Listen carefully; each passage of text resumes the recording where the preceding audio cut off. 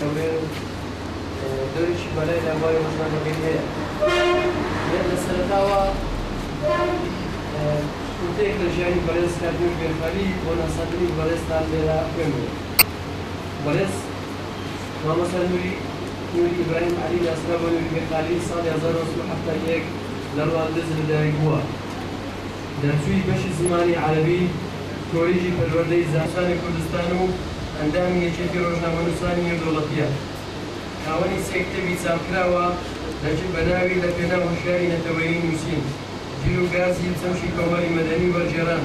طرخاني فرانكفورت برجران بدأنا وتارو ليكولينو السياسي وأدبي وفكري وبرخنيو بدو تاسوني روجنا ونسي لروجنا مقباركين كردستان بهذا الزمان كردي وعربي بلا كردو توا عندما دستيك أرجاني نوان دي روشنبيلي سورانو داما زلينري سنتري روشنبيلي راندوس بوا وموادو سافسروشي سنترك بوا استان سرپرشتیاری رادیوی زاری کرمانزی لسوران سه اکتیویتیشی تصاوری تصابن کلان لعیندیش نزدیک تصابکرین اسلام لنیوان دولتی آینی و دولتی مدنی دا انتروپولوژی سیاسی ایدئولوژیا لما حق دا برزن حسن بابتك برز كان ميل خالي يستقرش يكاتن زيادتش بابتك بزارش لا لبسي قري كردستان كان بخبابة يكون شاري دروزي العراق دا لا خبر بالسبيكر نيوا هذا السنة أمر إسرائيلي على أمر العراق دا همان أقلتي رابردوا آية صوري صار سري دوزي روا قري كرلماني استاش أكريت آية أقري ديمقراطية العراقية أقر بيت عرب بو أقلتي استيان قران لبون أقلتي قران داركن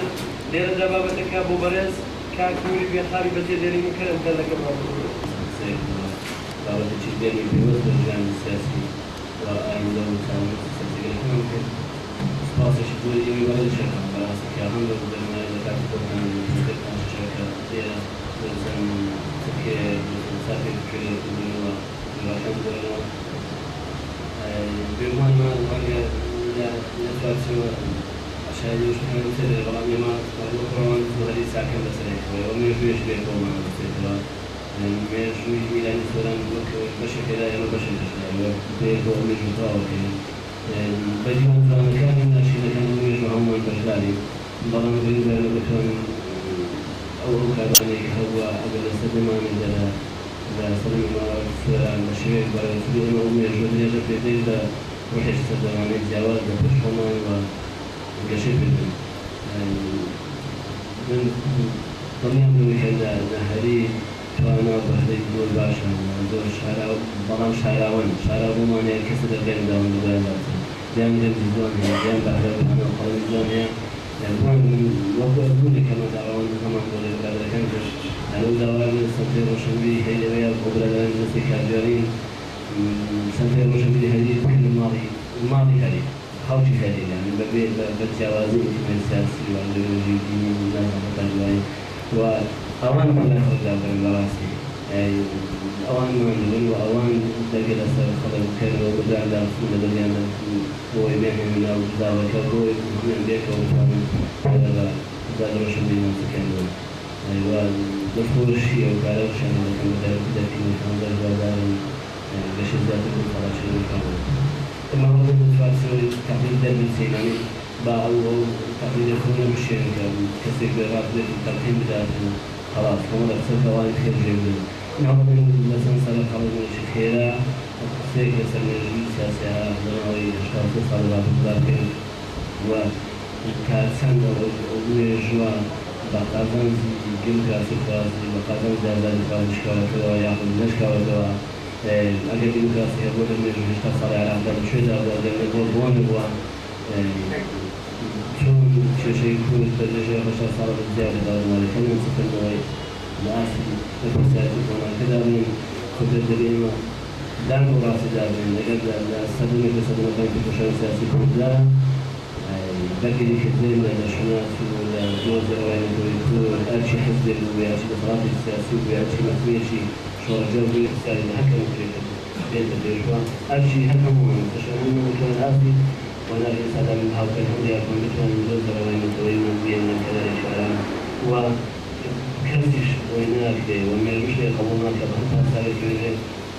ولغة الكلام من الجدوى بەڵام مافی بە پرسیارەکان ڕێک لە جیاواز بێنین و بە پرسیارەکە بەسەر شانی سەکردی سیاسی جیاواز درۆ دەبێت بە پەشانی میتۆ بەڵام دیسانش هەکەمان لە پرسیارەکە بەرامبەر جێزەوان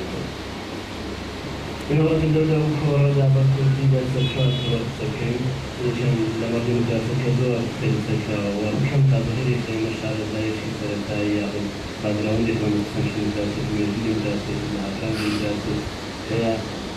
دوالة سرطيشنيش كورتي كورتي سكان عراق مسلم جاسد بكين ضروري شيئا مثلا يقولوا سيكون سيكون شيء سياسي فلسفي كيف أحسن سلكي لما يمكن الهواية وكم كازور سلسلة متنوعة كمان سلسلة استخدامات كلام أكثر مثلا بالتأثير الكلمة وان وشواني بيشوا وشورا بالمكان شورا بالسكان شورا زور جواد مثلا مثلا شورا حاكمة كل قوة شورا حاكمة كل كمان شكل أسد لا هم لكن أساسات أخلاق وجودين كما نقول الناس من أيدي سياسي وديني الموجود زي شكل سياسي وعلى تفسير على جواز المقرر. تكنولوجي سياسي لا بد من مالي خناقي حدود الدم مسؤول شانك وبفعل هم هذا الجواز كان ممكن يكون واجبات كان كمرة مفاتيري تمير ذا كونوا معرفة جواز كان يكون كان بقي أوي بجن عاسي من مالي شكلناوي كدوازار هرتبها كانوا في جنة فيها دلالته.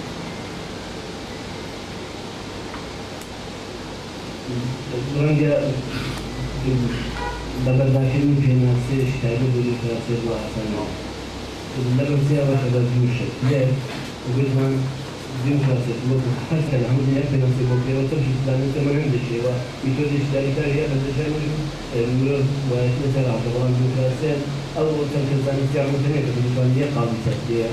دور الشوال كافينا سكنة كيف سخت جدا لكن مبرك مقام جدا لأنه كانش مولاتي جوازات لو كنا نصير جواري جوازي بكنوي سياسي جوازي باقراوندي أيديولوجي هل كمرجع هل كاي من الكمرجع وهذا كاب في الديمقراطية ده كفوجا بنفسه جوازي بقولنا مرسا فروتبلين بجوري برجول سياسي كامل بجوري استراتيجية أيديولوجي بنفسه فكذا ذكاء جدا جدا بلان بها حاضر عن السلم السعداء بلان ديمقراطية وذكي إيش بدل من ضمن كل الناس هذا الشيء بعد بجري كلمة كوي بعد بجري بدل كم بجري في فوتبول ديمقراطية وبعدين ديمقراطية بلان ديمقراطية أو سيستم سياسية كذا سياسية ده ما في دورية ما في آزادي ما تكون آزادي دورية كمان جادا بس هذا كان بمزج لبرامج كسائل كرامة بهاء الأمريكاني كمية غالية وأعتقد مكاتب حتما أولية دورية يجي من بركان بلاري رهابية و بنامج دورية مكاتب وهتسمع هو كرامة الأمريكانية هي بيشهد ولا يمكنون في مكان كذا ولا دكتور كان يقرأون بوقتها ما هي ديمقراطية على الكريم باشترين ستاريك بشويش مدينانو بشويش تدرينا تدريبات ذكا وضلي أول مدرسة ذلك كمان كان بناء بحثان لكامل بحركيش عملية وبلو جامش تدريس السياسة من تدريس السياسة إدارية من كمان كانوا جوا بينهم كمان جدا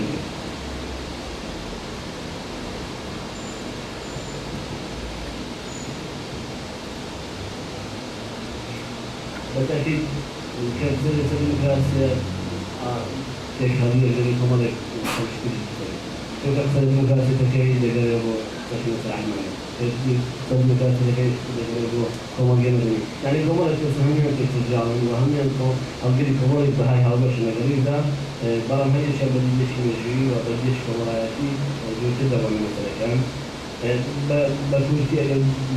بلاين بتوع هندسة تنسيق وبهذا لما شكل الدراسة بما ما فكروا في شكل لما كان كان ما فكروا بس هم فكروا ولا كان كثر ثم فكروا في شكل كويس وقلنا ما في ژیان مافی دەران مافی ئاسایشکە مافی سروشی خۆڕستی وەبەرهەمی هیچ دەسەڵاتێکی وەبەرهەمی هیچ دەرینێ سیاسی و دیاری هیچ سیستەمێکی سیاسی لەکەدایە خۆڵگا هەموو کەسێک لەدایکەبێ مافی ژیان مافی دەران مافی ئاسایشی و مافی باڕاستی کەرامەت ئینسانیەتی خۆیە کەواتە مافەکانەوە بەدیوی سروشیدا و بەدیوە ئاسایشەکەدا بەشێکی لە بەهاوسەرەکان دیموکراسیە و مافە نافشەکان تریش ما في السياسة لم يطلع كآباد الأبرزين والإحرازون والكتمان ومرض الدماغ وراجع متاع دوائي يجب لأبنسينا وما حدث على شكان الديمقراطية بوي وسيستم الديمقراطي بالنسبة وبدوان كينا سيكون كسيستم الديمقراطية أو بوكيدني أشكال بصراحة إذا سيستمك لكم الجايك إذا صلاتك لا رئيس البلدان لا رئيس الكتاب لا رئيس البلدان لا رئيس كلمة تكلمه قالوا بوكيدني أشكال بصراحة لدي خاطر شيء هو ليش لبنان سبكان ديمقراطية نصدق كذية يأخذ من الإسلام كل ولا يوجد قرب الجان ديمقراطية أنا شخصاً أنا فوق ذاك الجواز كان ناقل قبول كاتب وهذا كل سنة أو كاتا أزمي ديمقراطية أزمي كل سنة أو كاتا ديمقراطية كبتواني من أخوي دام أو كيكو الجاني مسيحي مسلمان أو كيكو الجاني يزيدي مسيحي مسلمان كاكري أهل حق وتاجر بيك الجاني العلماني تصف الراس الديمقراطيات متوية كان فرق الذات والشام الذات أو من ملاني أنا لا رهندي كنو تيجي لا رهندي جاني طول سنة ورقم بۆیە کوتێکە وەرە دیموکراسیدا لەوەی مەبەستی سەرەکی من کە زۆر زاڕۆڵە مەقسەدی سەر بکەین و بەداخەوە کورد چ لە ئاسە بکە کارەکەریشی کوردیوا بڵێ بکە کە خوێندنەوەی ئۆتری خوێندنەوەی زانستیانەتری بۆ دژایەتکردنی عەرەب بۆ کوردی بۆ من شەڕی لە باسە ئەجوولەجەش ببینیت عەرەبە بەڵام ڕەنگە دژی بەعس نەبوو شۆڕشەکانی بازان ڕاقەبلەکانی بازان و شێخ عەبدولسەلام بازان و تادید دژی تەنیا دژی بەعس نەبوو ئێمە دەبێت دراستێکی مێژووی خوێندنەوەیەکی مێژوویمان بۆ ئەوە ڕووداوزێتە نەکەین شۆڕشی نوێ و ئەوانی کێچی دیژمانی کوردستان و نازم حسابەکانی کە دوای نزکۆ تا لەشکە پیشی بۆکەن بەتەنها شتێکی کە دەبێت چەندی شۆڕبینی یاخود بژە ٨ ساڵ لە عێراقدا کە عێراقی ساڵی 23 جارێکی سەر پشتی کوشەکە دنیا دراوە بەڵام دوازار هەر کورد بۆ سەحیە ئەومیانەوەیە تەمەنی خۆیدا ئەگەر کۆماری بووی ئەگەر مەلەکی بوێ ئەگەر بەکردەکان بن ئەگەر قەومیەکان بن ئەگەر نازانم تەقەکان نەکەوەی کوردین لێ هەوڵێ مەناقەکان پێدەگەن کە شەڕ لە عێراقدا شەڕ لە دەفتەر شۆبینی و شەڕی لە دەرەجەی سیاسی دیاری و چەمچە بۆ بەزار گرتەوە برایان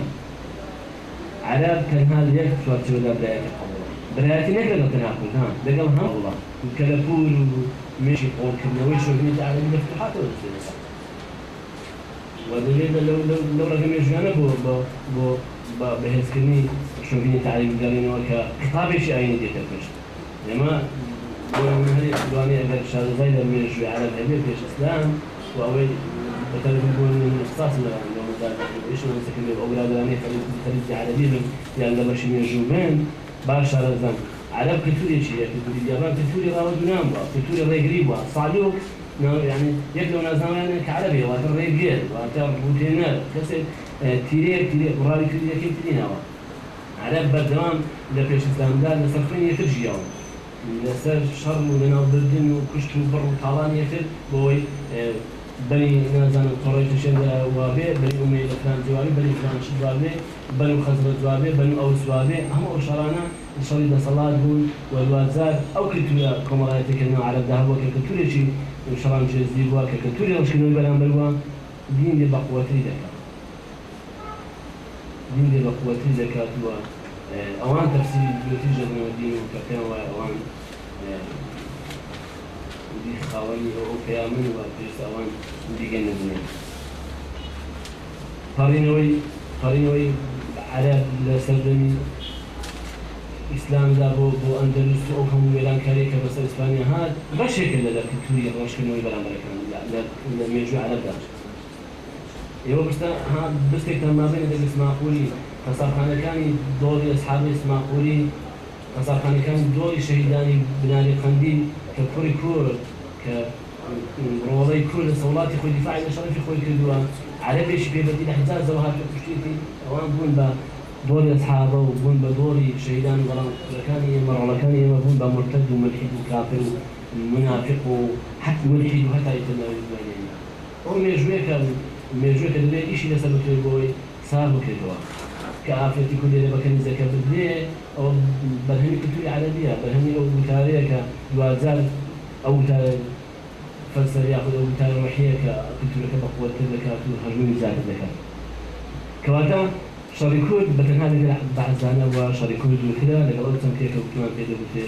فكري شوبيني لما عقلي على البداية عدد الرجال شوبيني الدنيا بيني شوبيني لا عقلي على البداية عقلي كبدان بركان يمتسلم با يرادي عربي كان ودون وجود تسليم فاسي تسليم كان مجرد وميجوش أريد وسلمان بين ألمانيا دو قولتي زلهزي سلمان ديو كاتبون ولا سفروج سياسي كان يكون ولا سفروج تبع كاري كان قاضي كان يكون أو ولايات بشرة فرنسا وبريطانيا دەبێت بەرچاوبردنی ڕاستی گەلان دەبێت بەرچاوبردنی ئیرادەی گەلان دەبێت بەرچاوبردنی ڕاستی مێژووی تاریخی و کلتوری فەرهەنگەکانی ناوچەکە دەبێت بەرچاوبردنی مێژووی خوێنڕۆشتنی و زۆرداری ناوچەکە هاتن میراثی دڵدڕەشتمانە لە نێو خەڵکدا بەشێوە هەرچی هێزە بێدەسەڵاتەکان بوون گەلە بێدەسەڵاتەکان بوون سێمە پەرهێز و وەکردنیان لە قوربانی وڵەتی دەوڵەتی عەرەبی کەیەکەوانە کورد و بەشێکیان کردە قوربانی سوريا وبشكل كذا كمان عربي سوريا وبشكل كذا كمان إيران لما كنت سمعت كذا سال علاقة ليلة تعامل كبير مع المسائل الدبلوماسية ما في كلام مع سيقونا كثير ما إشارة بدين إيش قلنا في فاشات كذا صار في كذا تعامل زمان ثاني أو يتنا قلنا في رومانيا كما يتنا في رومانيا يمكن قاسم لكم زمش وتاشر حسين أو قلنا في جامعة وقلنا في سينيان كقناغي بحثي كان لا شخص سوى تا روجي روخان دسبيكا بلام شكلها لا شخص سوى تا شخص سوداش همو سرساو مجوي كان همو سرساو مجوي سياسي كان وهو مسكديش يقولين توي وقبل زاد زين خازنين مش قاصد يفكر عم كان خاصين دو تاكتيك السياسي لو قبل السياسي تيجيش توكا ما بيكون زاد سقام جيبون يخطط في محاضر بويش قال ما شوفه ولا بصرا ما بيش لازم غازين دادسه زي كده لا سواسي حكم خاص بدا قلت لا من بالكم اساسي مجامع كريم مصرف وشغال ركابون يكل سما كان سبنا كان خاصم وما مش شيء قال ساعه زين لبالي شغالي وساكن جاني جوي كلام كلام كذا ومن مثلا كان خاص بدا في مستعمل كان عامل ميل يعني زياري خاص بدا الدنيا ايش تدرس يشان بدري كل شيء بس دفاع عن الثورة كان خاص النظام المالكي ولا له مشروع شديد برنامج دفاع يمكن هو كان في كرة كان طبعا يعني ده وهم بدأ في المكان جولتين درجة كبيرة بون أجل استرحمني على خير أباستمين كريم حتى ممارسة سياسة الميدان تركا وممارسة بمدينة تركا بلام لحتى وتبعث لرئيس صدام لرئيس جلالكي خوي المصالح اللي تدرس أنا كباسكين لو رانجيونية كمان قرشي ولو رانجيونية كمان كردي بردوام قرباني لسيزلادي وبردوام قرباني سياسة كان تعليم تعليمي أو تعليم الرسمي هو إما سنة إما مجبور كمان فاند لو مجبور أزمني سياسة قالنا لبتصار المسافة وبراسة وعلمانية وبدنية كانت وين سياسة العالم هل هم يمسكش وكم يوش دوزر ولا واقعها وانت بردائنا من بوش تماشاكي بروخاني بعثش هشتا زاريش شوفيت على لبرجش كل ما يتكلم تشتري ده خاطر هم هو كان حكومة الزعفري بشكل شغل العالمي هم هو كان يسمى حال الصالح علماء بناء علماء السنة المسلمين هم هو كان سيستاني هم والله هي السياسة على ذلك أنا لو وقت أنا كوقت كان مثل بسيط أنا كثير ما ندري من ما ندري وعلي تسوي سوريا من بدأ بدأ مراسم بخلالي أوان إسلام السياسة كانت عم ذيك باش بيصير من القرآن برضو راسته وخد جاي كده وبرنامج السياسي هوي وبشويش في دبلج كوي نو كان يستاي بدي ويش تفرور دكا بود من قد بو السياسة دي شيء في أحزاب السياسة النار يعني بداية عالمي كيس تقول لك أول أحزاب إيش نافعني بس إيش كل مسؤول بداية عالمي كعرب رواية ما بكرش لا إسرائيلي بهم لو رجعنا حقول تعفري ذكري لا كان ومن بس علينا على يقول كاريش بعسيبه النبي لكن على أزوج هذا قبل يحد بعض على البلداني أو بلدان شرني خليناني استاك أمر اشتكى ضريبة هذه بيش مرجع بيو ناس همسي والمواسمية تكون استندارني هتعرفها طوالي بلام كارثات كله كارثة على بدي ديال في شغل اللي بيصير ولا شمال لا أمنيتي دفاعية كرامتي دفاعية خدمتي دكي في شغل اللي شنو تصور شنو لا والله دريبة بشكل لا وإذا أول يوم لا تتعامل وقوي كم يجوز استكشاف وقوي ترى تاريخ يجوز أو بيرمي لك سياسي مثلا تقول كي شارع كيش دي أجل يقول لا عندك مدرس سياسي عرفت ما شبه كنال على اللي كان زوجة الكاتبة زمان دائما هي عرفت سيتي بلد جميع وبناء ديمقراطية وبناء مودرنا وبناء معتبره وبناء عولمة سياسي بلد كمان دابكينه. إيه بتفسير شو ذو هنا ضو على مياه. هم تعبيرين تاني يصير بكرة أوروبا استفتاء المسار دستور أوروبا يجي أوروبا كذا يكذب تو كان رازمين. نتمنى بهم بيش كل مكان يخوي بريطانيا فوق بيش كل مكان فرنسا فوق بيش كل مكان يخوي أما دنيا دس بدأ الشناس نتوي يخوي انتماء بالتوي انت يخوي به وفرق كتقول داري دس اللي يشوف أوروبا كل جوا هشتاق سير صار سنة ولا برا شو بيداري أما دي بقول من الفرنسي على هذا داري شو زاري شو تبرأنا كنت تو كفرك هبو ده تبغي كاكجان تو سلوشن ني أبي سلوشن تو يقوم هنا لا رأي أو أقصى كلام دقيقة سوري كاك مسؤول بنفازينه وبابا ذاك البرلمان ده يشيل وحصل شكل سرقة هم برلمان التنفيذ عقاري برلمانية كا وبرز مام زلال اللي قريب لوستيو بشواني خطاب كان معناه بعرض ده كاكجان أو خوني خد فردا راسا ده قبل دين تا أو لما زان بوشود بس كبير تحدي وا كذا إما زوجات باب بيفهمين ده بس الأساس كمان ما بي بابا سامي أجا هذا بالكل كان خلاص بدأ يشوف واقع عنا من بدأ من كذا يعني أولياء زور جرينجا كبيرسي ما لبل سايوري وعلى جيشو لو قناعتك أنا كله بيكون زايش كده يعني تبغى بداخل تبين هالوديش سياسي مين ما نبي هالوديش سياسي كمشارين توي بديش معرفي كل كاتو كما بيني ما ولا كان يبغى بدل كان سوي ناكرتو شو ناس اجتماعي شو ناس يقول بناوي بلادي بناوي ديمقراطية بناوي ليبراليزم بناوي كما قلنا تسليمي يا برادسي قرن لكن جمهور قلبي كتنها لحالات الإقعاء وقد كل هي قضية غير أزم أجمع دي دزم على أول عامل كده كل مش مزاج أو من جل على بقى ومن دليل الشم وهناك طبعا بالدنيا كل جل توزع روحيتي تولي ما أنا بدي شو بدي كده توزع كل شيء وترانس بكاني يطلع كل هذا طبعا صار تسمي هذه علاقة كنا هذا داخل تو غلطة في هذا السياسي لما رأيشي دفترش السياسي ده يأخذ ده مش شركات شوي سياسي ده سرسخترين كسبوا كتجات علاقتك كلها كان سيورو تمام شاكي دوسوسترين سربازي علاقتك خبشي استزادة ولا شافي استزادة وبس تقول في علاقتك ده هو إيش تبغى سرسخترين خوازي علاقتك شو ده بيل هندي مع ده هندي شيء سكري وسرسروي بلان عرب بول عقليتك هيتي عرب بوكل كليك هيتي هذا قال أول شيء متابعي بالناس عم شو بنامي تزال معكسي من دقر ريزن بو فلان لا يعني واني فرانك الجواز اللي قبل من بيشتري بدون ديمقراطية دقر الجواز تجوانا من قالتهم بيجي قبل كده تجوا استكان مع الشغلانة شيء دقر عندك معارف يسوي لنا بنزل بلان بقول الزور شدة ستصور كل فكر إسلامي ده هو بنزل مشوي تو أول تو برون كتير هذه عدوي تاريخ تعزيز الإسلام بخيرنا مشوا عشان زدان الإسلام ده بخيرنا وتزال الإسلام سر ما شيء عشان زدان كمالي كش نقوله تو برو مشوا نير لازم الإسلام بخيرنا ده زالي خليفة كان سن من دالي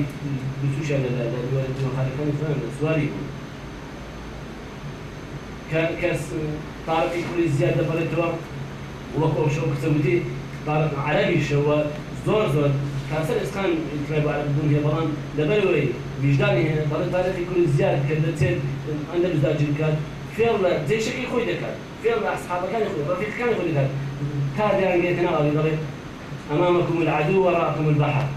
اختيار بس مدن يعني رادستي كشتك رادستي مدن تكاد تارة تسجني يعني اللي تبغى مركز بكشي يعني اللي بلزان بشيء يعني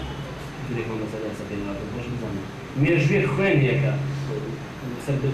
سبدي أول عشان ما بدي جرتو كيميستا بدأت لكن أنا عادة مثلا قالوا أنا شيطان وأنا ملحد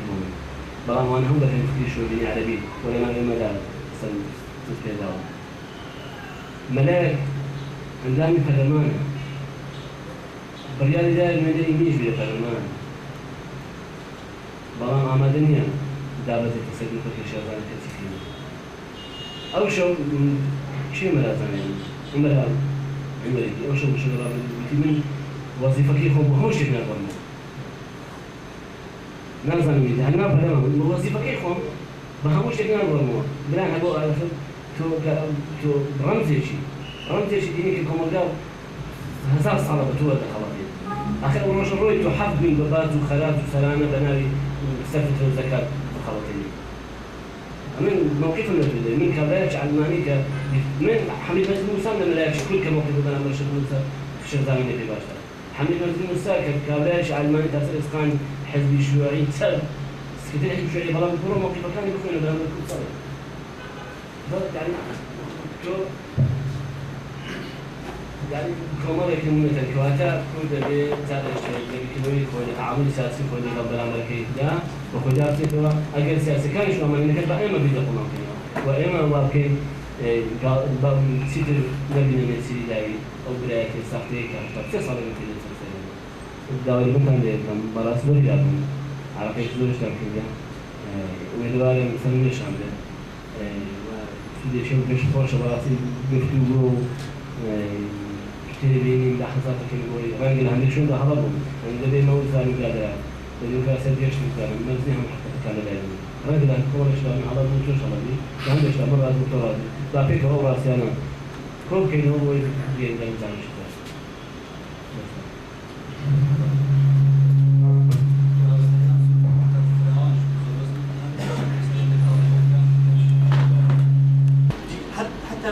دينش بقى مشاكل لكل كباز لكمال الحياة قتال وجهاد ومش بيعك لبعدين من بيان لجنة جوان ده باز لكمال أجر شيء للقرآن جبين باز فرودك دينش بكم بعد فرودك جوان بين باز لهمني وباز لخوشيستي وبرات وكمال اشتراك لبعدين كمان درس كم كبفكرك عربي بعسين باز لكمال اشتراك لبرين ما تينا جشتي لبابك أم دينك أم دراو يعني